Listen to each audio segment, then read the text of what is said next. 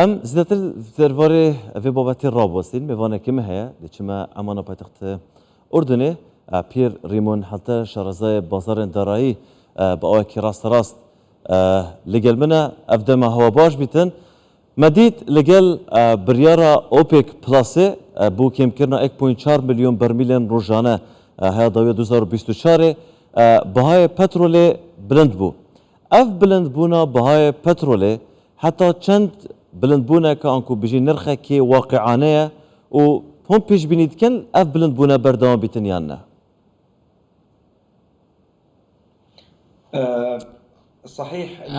راستا اسعار منتجات نرخی برزبونەوەی نرخی نەفت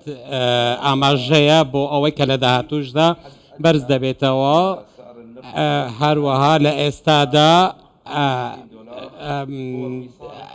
کەمترین نرخ کە بۆی دیاری بکەین دەتوانین بڵێن بە 65 دلار دەبێت ئەمەش ئەو کەمکردنەوەیەش لە ڕێژەی بەرهەمهێنانی نەوت بۆ پارێزگاریکردنە لە بڕی خستنە ڕوو لە بازاڕەکانی وزەی جیهان ئێستا من پێشبینی دەکەم بە هۆی بڕیاری کەمکردنەوەی ڕێژەی بەرهەمهێنان کاریگەری دەبێت تا ساڵی 2024 دەبێت بڵێن ئەوان بڕیاریاندا کاریگەری بڕیارەکە ئەوە بوو کە نرخی نەوتی بەرز کرد لە کاتی ئەوەی کە لەگەڵ جێبەجێکردنی بڕیارەکە دوای ئەوەی کە 1.4 میلیۆن بەرمیلەکە لە بازاڕەکاندا کەم دەکرێت بە تەواوەتی پێشبینی دەکەن نرخی نەوت تا چەند بەرز بێتەوە یعنی بگاتە چەند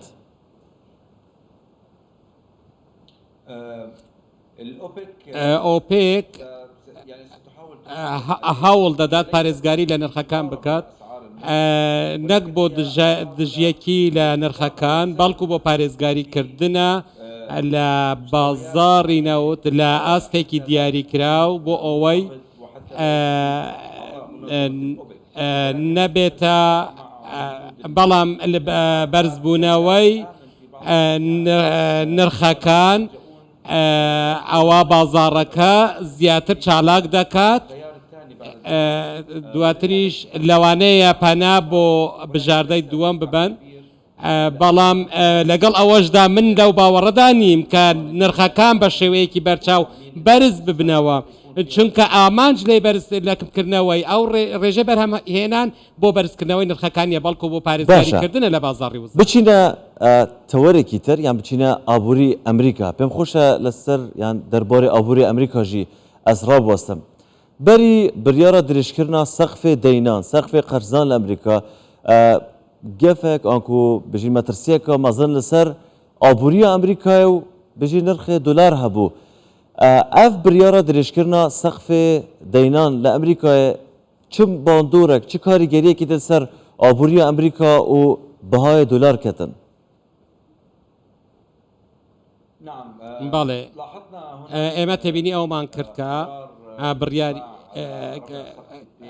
بڕیاری کۆی درێژکردنەوەی سەقفی قەرزەکان بۆ پارێزگاریکردنە لە ئابووری جیهان بە شێوەیەکی گشتی هەروەها بینیمان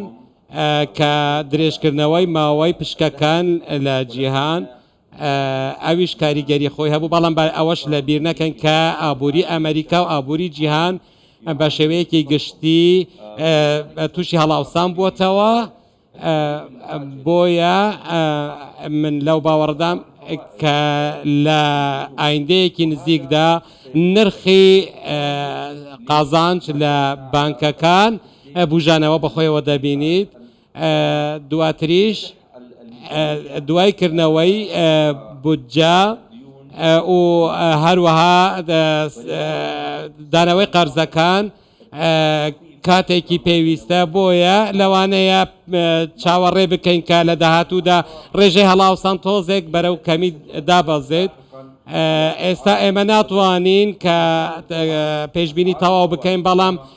ئاماژەکان بەو ئاراستەیەن کە پشکەکان هەروەها نرخی سوودەکان لە داهاتوودا تا ڕادەیەک دابەزین بەخۆیەوە ببینێت ئەویش بەهۆی هێزی دۆلار کە زیاتر لە پشکەکانی ئەمریکادا دەفرۆشرێن هەروەها لێرە جوڵەیەکی گەورەی بتکوین هەیە هەبوو هەموو خاڵک تەرکیزی لەسەر کرد بەڵام لە چەند ڕۆژی داهاتوودا بینیمان کە لە بڕی بیتکوین خەڵک خاوەن پشکەکان پەنایان بردە بەر کڕینی زێر چونکە هەواڵەکان هەمویان دژیەکن و بەهای دراوەکان جێگەی متمانەیەکی تەواو نین لای وەبەرهێنەران و سەرمایەداران. زۆر باشە. شتێکی تر یان تەوەرێکی تر ئەگەر دەمەوێت ئاماژەی پێ بکەم لە نێو بڵێن ئەو گۆڕانکاریانەدا نرخی گۆڵد یاخود زێرە کە لە دەوروبەری 1900 دلار مامەڵەی پێدەکرێتن. پێم خۆشە بزانم لەسەر ئاستی کورتخایەن بەهای زێر نرخی زێر لە بازارەکاندا چی بەسەر دێتن؟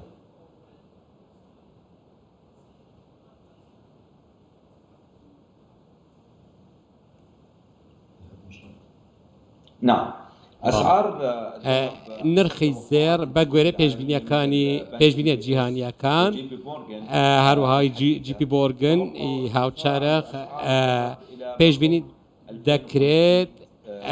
بگاتە 2500 دلار بۆ هەر ئۆنسەیەک بەڵام بۆ ماوەیەکی کورد ئەو نرخە بەرزیە دەمێنێتەوە ئەویش بەهۆی هەواڵە ئابوووریەکان لەبارەی پشکەکان و لەبارەی سەقفی قەرزەکان و هەموو ئەمانە کاریگەریان لەسەر نرخی زێڕیش هەیە بۆیە لەرزۆکێک لە هەواڵەکاندا هەیە هەواڵەکان لەرزۆکێکیان بەخشیوە بە بازاڕی ئابووری بەگشتی بۆیە من پێشبینی دەکەم کە لە داهاتوودا نرخی زێر تا ڕادەیەکی زۆر بەرز بێتەوە بەڵام بۆ ماوەیەکی کورد دەخایەنێت هەروەها ئەو هەواڵان ئەو گۆڕانکاریانە بۆ داهاتوش کاریگەری دەبێت و من پێشبینی دەکەم کە لە هەندێک حاڵەتدا ئابووری ئەمریکا ڕوبەڕووی کەڵەکەبوون دەبێتەوە چونکە بڕێکی زۆری میزانیەی ئەمریکاش بۆ مەبەستی سەربازی خەرج دەکرێت دابین دەکرێت ئەمەش کاریگەری هەیە من لەو باوەڕدەم لە تا کۆتایی ئەم ساڵ ئەگەر چەندەش دابەزێت نرخەی یەک ئۆنسەی زێر بگاتە 2300 یاخۆ 200 جێ ئەمانە پایتەختی ئوردنی شارەزای بازارên دارایی برێز پێر ریمۆن هەلتە سپاس ji بۆ شروعبەکردن هەوە.